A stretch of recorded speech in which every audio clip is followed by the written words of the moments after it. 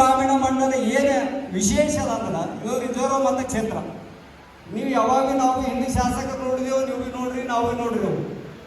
ಹೆಂಗಂದ್ರೆ ಶಾಸಕರು ಯಾವಾಗ ಮತಕ್ಷೇತ್ರ ಅವ್ರು ಒಬ್ಬರೇ ಓಡಾಡ್ತಾರೆ, ಯಾವಾಗ ಅವ್ರು ಒಬ್ಬರೇ ಕೆಲಸ ಮಾಡ್ತಾರೆ, ಒಬ್ಬರೇ ಓಡಾಡೋದು, ಒಬ್ಬರೇ ಹೇಳೋದು.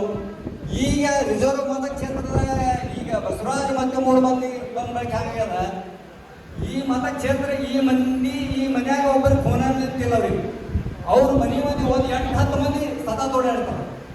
ಯಾವುದೇ ಕಾರ್ಯಕ್ರಮ ಆಗಲಿ, ಮತ್ತೊಂದು ಒಳ್ಳೆಯದಾಗಲಿ, ಕೆಟ್ಟದಾಗಲಿ, ದೊಡ್ಡದಾಗಲಿ, ಸಣ್ಣ ಪುಟ್ಟ ಕಾರ್ಯಕ್ರಮ ಇದ್ರೂ ಬರ್ತಾರೆ.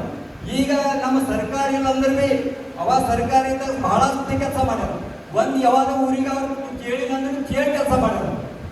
ಈಗ ಸರ್ಕಾರ ಇಲ್ಲ ಅಂದ್ರೆ ಅವರು ಬಲ್ಲಿಂದ ಯಾವರೇ ಗುಡಿ ಗುಂಡಾರ ಯಾವರೇ ಬಟ್ಟಿ ಬಳಿ ಒಂದು ಸ್ವಂತ ಕಿಸದಲ್ಲಿ ಕೊಡ್ತಾರ. ಯಾಕಂದ್ರೆ ಈ ಮಾತು ಯಾಕಂದ್ರೆ ಹೇಳ್ಬೇಕಾಗ್ತದೆ.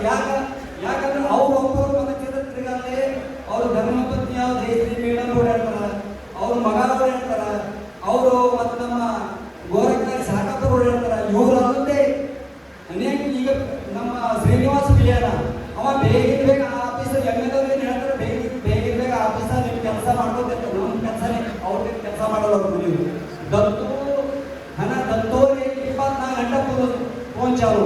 ರಾತ್ರಿ 1 ಗಂಟೆ 2 ಗಂಟೆ ರೆಡಿ ಏನಿದ್ದು ಹಾಸ್ಪಿಟಲ್, ನೀವು 1 ಗಂಟೆ ರೆಡಿ ಏನಕ್ಕೆ ನೋಡ್ರಿ ಹಾಸ್ಪಿಟಲ್ ಬಂದಾರ. ಯಾಕಂದ್ರೆ ನಾವು ಹೇಳಿದಂದ್ರೆ ಅವ್ನು ಖೂನ ಆಗಿದ್ರೆ ಹೋಗ್ತಾರೆ ಮಾತ್ರ ಅಷ್ಟು ಪ್ರಯತ್ನ. ಯಾಕಂದ್ರೆ ಎಲ್ಲ ಯಾಕೆ ಯಾವ ಸಲಕ ಎಮ್ಮೆಲ್ಲೆ ಮಾಡಿಟ್ಟು ಯಾವ ಸಲಕ ಅಂದ್ರೆ ನಿಮ್ಮ ಸಲಕ ಅಂದ್ರೆ ನಮ್ಮ ಸಲಕ ಅಂದ್ರೆ ನಮ್ಮ ಕಾರ್ಯಕರ್ತರಿಗೆ ಯಾರಿಗೆ ತೊಂದರೆ ಆಗಬಾರ್ದು. ನಮ್ಗೆ ಯಾರು ಬೆಂಗಳೂರಿಗೆ ಹೋಗಿದ್ದೆ ಅವ್ರಿಗೇನೋ ತೊಂದರೆ ಆಗಬಾರ್ದು. ನಾಯಕರಿಗೆ ದತ್ತು ಮಾಡಿ, ಶ್ರೀನಿವಾಸ್ ಮಾಡಿ, ಗೋರಖರು ಮಾಡಿ ಅಂತ ಹಿಂಗೆ ಅನೇಕ ಮಾಡಿ ನಮಗೆ ಆಫೀಸ್ನ ಶಿವನ, ಪ್ರವೀಣನ ಅನೇಕ ಬಂದಿರ. ಈಗ ಕೂಡುದಲ್ಲಿ ಸಚಿನನ. ಈಗ ನಮ್ಮ ಎಮ್ಮೆಲ್ಲೆವ್ರ ಬಗ್ಗೆ ಹೇಳ್ಬೇಕಾದ್ರೆ ಯಾವ ಮುಖ ನೋಡ್ಬಿಡ ಆ ಮುಖದಿಂದ ಒಳ್ಳೆಯವ್ರು ಕಾಣಿಸ್ತಾರೆ.